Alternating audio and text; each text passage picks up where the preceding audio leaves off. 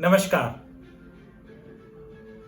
जीवन में यदि कोई युद्ध में आप हैं तो क्या केवल शक्ति और बल आपको जिता सकती है?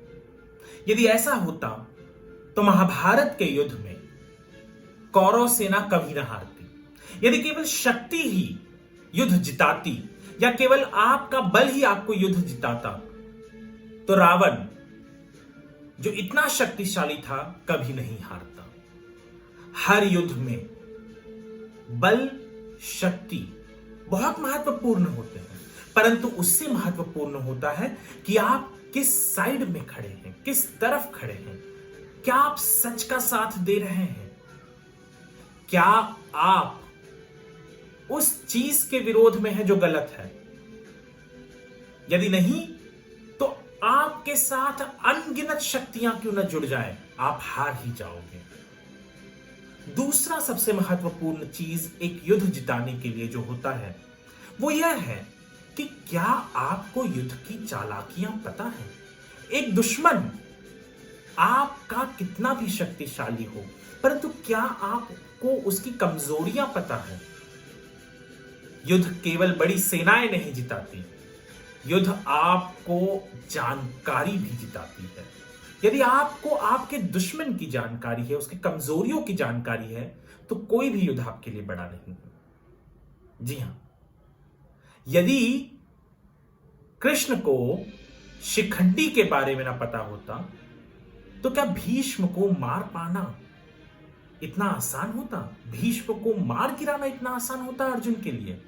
वह भीष्म जिसने कृष्ण को मजबूर कर दिया था अपना वचन तोड़ने के लिए। यदि शिखंडी ना होते और शिखंडी के बारे में, उनके पूर्व जन्म के बारे में कि वो अंबा थे और उन्होंने प्रतिज्ञा ली थी कि वो भीष्म के विनाश का कारण बनेंगे, यदि ये नहीं पता होता तो क्या भीष्म कभी हारते? भीष्म कभी उस युद्ध के रणभूमि से कभी दूर जा पाते? नहीं।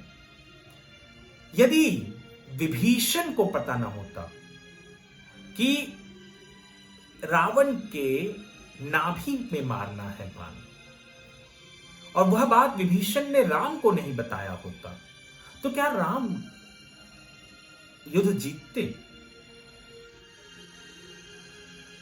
बहुत सारी चीजें हैं जिनके बारे में यदि आप ध्यान से सोचें तो आपको एहसास होगा कि बड़ी बड़ी सेनाएं हार जाती हैं यदि आप सच के साथ हैं। बड़ी बड़ी सेनाएं मार खा जाती हैं यदि आपके पास उनको भेदने की जानकारी हो।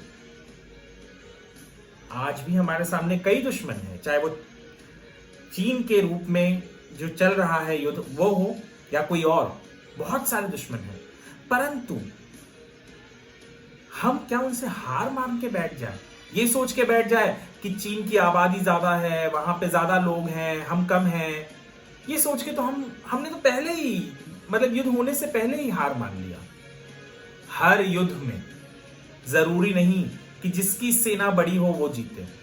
हमारे पास कई उदाहरण हैं और उन उदाहरणों के बलबूते, उन उदाहरणों पर हमारे जीवन को आधारित करते हुए हम चीन क्या, कोई भी बड़ी शक्ति हो जो हमारे देश की तरफ गंदी नजर करे, उनको नेस्तो नाबूद कर सकते हैं।